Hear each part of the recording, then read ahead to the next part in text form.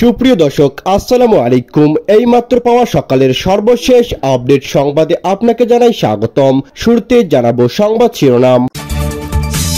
শুরুতে জানিয়ে দেব, পূজায় মদের দোকান বন্ধ রাখতে হবে, না হলে ব্যবস্থা নেওয়া হবে বললেন স্বরাষ্ট্র উপদেষ্টা। থাকছে বিস্তারিত। এদিকে আরো জানিয়ে দেব, ডাকসু নির্বাচনে কারচুপির অভিযোগে উপাচার্যের বাসভবনের সামনে বিক্ষোভ মিছিল। থাকছে বিস্তারিত। এদিকে আরো থাকছে, জয়পুরহাটে মাদ্রাসা শিক্ষককে মারধর, দুই ভাইয়ের 15 দিনের কারাদণ্ড। থাকছে বিস্তারিত। এবং সবশেষ জানিয়ে দেব, কয়েক সপ্তাহের মধ্যেই দেশে ফিরেছেন তারেক রহমান বললেন ডাক্তার জাহিদ হোসেন। এতক্ষণ শুনছিলেন সংবাদ শিরোনাম, এবার থাকছে বিস্তারিত। স্বরাষ্ট্র উপদেষ্টা লেফটেন্যান্ট জেনারেল মোহাম্মদ জাহাঙ্গীর আলম চৌধুরী বলেছেন, পূজার সময় বৈধ ও অবৈধ মদের দোকান বন্ধ রাখতে পুলিশ কমিশনারের দায়িত্বে আছেন, প্রয়োজনীয় ব্যবস্থা নেবেন। চট্টগ্রামের জিএম সেন হলের পূজা মণ্ডপ পরিদর্শন শেষে মহানগর পূজা উদ্বোধন পরিষদ কার্যালয়ে গিয়ে এ মন্তব্য করেন তিনি। এদিকে গুজব ও অপপ্রচার বিষয়ে সাংবাদিকদের স্বরাষ্ট্র উপদেষ্টা বলেন, গুজবে কান দেবেন না, সত্য সংবাদ প্রকাশ করুন, মিথ্যা সংবাদ প্রচার করবেন না। তিনি আরও বলেন, সত্য সংবাদ প্রকাশ করে পরিবেশ করবেন না। পার্শ্ববর্তী দেশ মিথ্যা সংবাদ ছড়ায়, আপনারা সত্যি বললে তাদের মুখে চুলকানি পড়বে। এর আগে চট্টগ্রাম মহানগর পূজা উদযাপন পরিষদের ভারপ্রাপ্ত সভাপতি অর্পল ক্রান্তি ব্যানার্জি স্বরাষ্ট্র উপদেষ্টার কাছে পূজার সময় চট্টগ্রামের সব মদের দোকান বন্ধ রাখার দাবি জানান। তিনি বলেন, আমরা শুনতে চাই না যে চট্টগ্রামে পূজার সময় মদ বা গাঁজা বিক্রি হচ্ছে। দোকান খোলা থাকলেই অনেকে কিনতে চাইবে, বন্ধ থাকলে কেউ খেতে পারবে না। পূজা মণ্ডপের আশপাশে মদের কোনো দোকান থাকা উচিত নয়। আপনার কাছে অনুরোধ, প্রয়োজনীয় ব্যবস্থা নেবেন। তিনি আরও জানান, চতুর্থ নগরে 292টি পূজা মণ্ডপে কোনো মেলা বসবে না। মেলা না থাকলে মদ বিক্রির সুযোগ থাকবে না। একই দিনে বিকেলে স্বরাষ্ট্র উপদেষ্টা জাহাঙ্গীর আলম চৌধুরী জিএম সেন হলের পূজা মণ্ডপে পরিদর্শন করেছেন। তিনি প্যান্ডেলের নিরাপত্তা ও পবিত্রতা রক্ষা নিশ্চিত করতে দায়িত্বশীলদের সতর্ক করেছেন। পরিদর্শনের সময় উপদেষ্টা বলেন, জিএম সেন এলাকায় পরিষ্কার পরিচ্ছন্নতা ভালোভাবে বজায় রাখা প্রয়োজন। টাইলস করা হয়, প্রতিদিন পরিষ্কার করার জন্য সবার কাছে অনুরোধ জানিয়েছে। তিনি সাংবাদিকদের সহযোগিতার আহ্বান জানিয়ে বলেন, বাহিনীর প্রধানদের আমরা স্পষ্ট নির্দেশনা দিয়েছি, যারা উস্কানি বা অপপ্রচারের সঙ্গে জড়িত তাদের আইনের আওতায় আনতে হবে। এবার দুর্গাপূজা হবে অত্যন্ত শান্তিপূর্ণ ও উৎসবমুখর পরিবেশে অনুষ্ঠানটি হবে। এদিকে দেশের কোথাও বড় কোনো সমস্যা নেই, ধর্মীয় পবিত্রতা রক্ষা করতে হবে।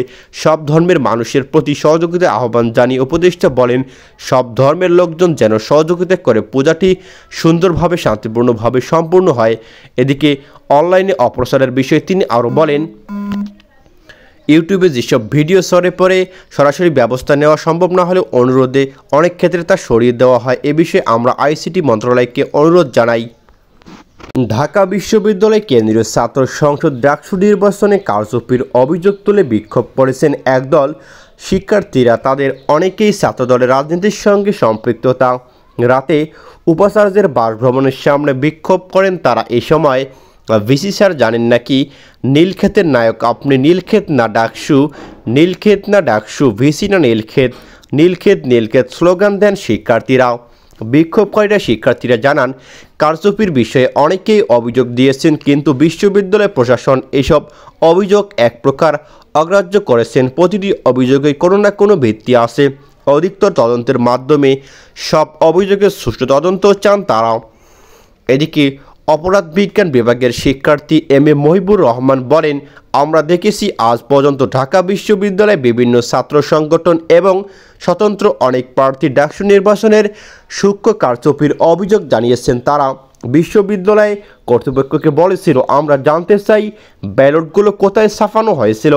একই সঙ্গে যারা ভোট চেয়েছেন তাদের ভোটার লিস্ট তালিকা আমরা জানতে চাচ্ছি।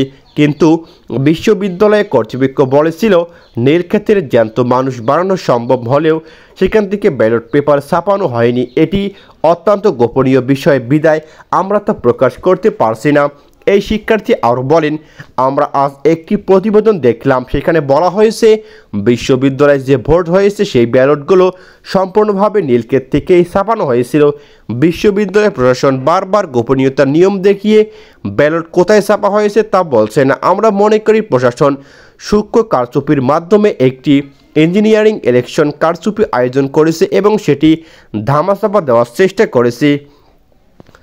এ সময় বিক্ষোভকারীরা বলেন, অধিকতর তদন্তের মাধ্যমে সব অভিযোগের একটি সুষ্ঠু তদন্ত হোক, সেই তদন্তের ভিত্তিতে পরবর্তী কর্মসূচি এগিয়ে নেব। 9 সেপ্টেম্বর অনুষ্ঠিত ডাকসু নির্বাচনের বড় জয় পায় ইসলামী ছাত্র শিবির সমর্থিত প্যানেল ঐক্যবদ্ধ শিক্ষার্থীরা জোট। এই প্যানেলের প্রার্থী ভিভি সহ সভাপতি জিএস, সাধারণ সম্পাদক এজিএস সহ অনেকেই 28টি পদের মধ্যে 23টি জিতেছেন জামাত শিবির। জয়পুরহাটের কালাই উপজেলায় এক মাদ্রাসা শিক্ষকের ওপর অতর্কিত হামলা চালিয়েছে মারধরের দায়ে 2 সহোদরকে 15 দিন কারাদণ্ড দেওয়া হয়েছে। গতকাল বিকেলে কালাই পৌরসভার কালাই আহলে হাদিস মজলিস মার্কেটে এই ঘটনার পর ভ্রাম্যমাণ আদালতের মাধ্যমে তাদের এই সাজা দেন উপজেলা নির্বাহী কর্মকর্তা শামীমা আক্তার। এদিকে ওই শিক্ষককে মারধরের একটি ভিডিও সামাজিক যোগাযোগ মাধ্যমে ফেসবুকে ছড়িয়ে পড়েছে। ভুক্তভোগী ওই শিক্ষকের নাম সেলিম রেজা। তিনি উপজেলার হাতিয়ার কামিল মাদ্রাসার আরবি বিভাগের সহকারী অধ্যাপক ও কালাই পৌর শহরের আহলে হাদিস মসজিদের খতিব। অন্যদিকে দণ্ডপ্রাপ্ত 2 ব্যক্তির নাম আবদুল্লাহ আল মামুন ও তার ছোট ভাই নূর মোহাম্মদ। তারা কালাই পৌর এলাকায় ধূপপাড়া বাসিন্দার মহল্লার এলাকায় থাকেন। এদিকে জানা যায়, পুলিশ ও প্রত্যক্ষদর্শী সূত্রে জানা গেছে, আবদুল্লাহ আল মাহমুদের স্ত্রী হাতিয়ার কামিল মাদ্রাসা থেকে পড়াশোনা করেছেন। গতকাল সকালে স্ত্রীর কামিল পার্সের সার্টিফিকেট ও অন্যান্য কাগজপত্র নিয়ে মাদ্রাসাতে যান আবদুল্লাহ। এ সময় সেলিম রেজার সঙ্গে আবদুল্লাহ কথা কাটাকাটি হয়, পরে সেখানে চলে যান আবদুল্লাহ। এক পর্যায়ে সেলিম রেজা মাদ্রাসা থেকে কালাই আহলে হাদিস মসজিদে মার্কেটে চলে যান। ফেসবুকে ছড়িয়ে পড়া ওই ভিডিওতে দেখা যায়, সেলিম রেজা দোকানে বসে আছেন। এক ব্যক্তি দোকানে গিয়ে কিছু জিজ্ঞাসা করার পর তার গালে জোরে চড় মারতে থাকেন। এ নিয়ে উভয়ের মধ্যে ধস্তাধস্তি হয়। এক পর্যায়ে সেলিম রেজা দোকানের সামনে পড়ে যান। এ সময় তাকে মারধর করা হয়।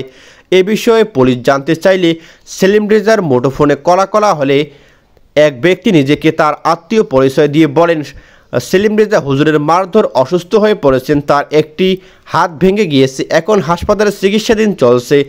এদিকে সাজাপ্রাপ্ত 2 জনকে কারাগারে পাঠানো হয়েছে বলে নিশ্চিত করেছেন কালাই থানার ওসি জাহিদ হোসেন চৌধুরী।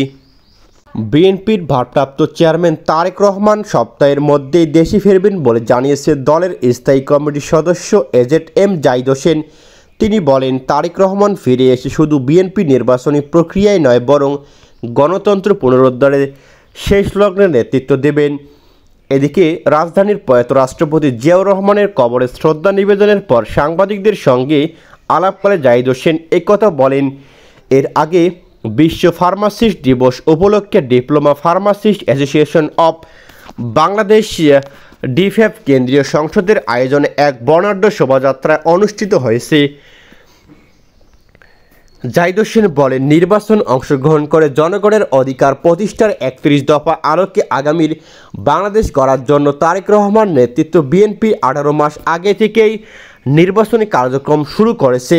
নির্বাচনী প্রক্রিয়া যেহেতু একটি ধারাবাহিক কার্যক্রম, সেটি অব্যাহত আছে বলে চলছে। এদিকে মনোনয়ন প্রক্রিয়া সম্পর্কে বিএনপির স্থায়ী কমিটির এই সদস্য জানান, এখন পর্যন্ত মনোনয়নের বিষয়ে কাউকে সবুজ বা লাল সংকেত দেওয়া হয়নি।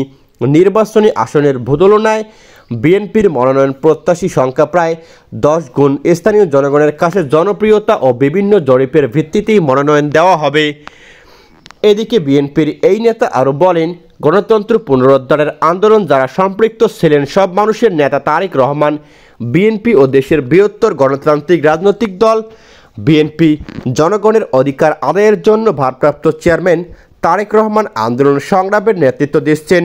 ফ্যাসিস্ট তাড়ানোর আন্দোলন নেতৃত্ব দিয়েছেন তিনি। এ সময় জাহিদ হোসেন অভিযোগ করেন, আগামী ফেব্রুয়ারি নির্বাচনকে কেন্দ্র করে দেশে বিদেশি ষড়যন্ত্র চলছে। নির্বাচন পিছিয়ে দেওয়ার চেষ্টা হচ্ছে, কিন্তু সেই ষড়যন্ত্র মোকাবেলার জন্য বিএনপি প্রস্তুত রয়েছে।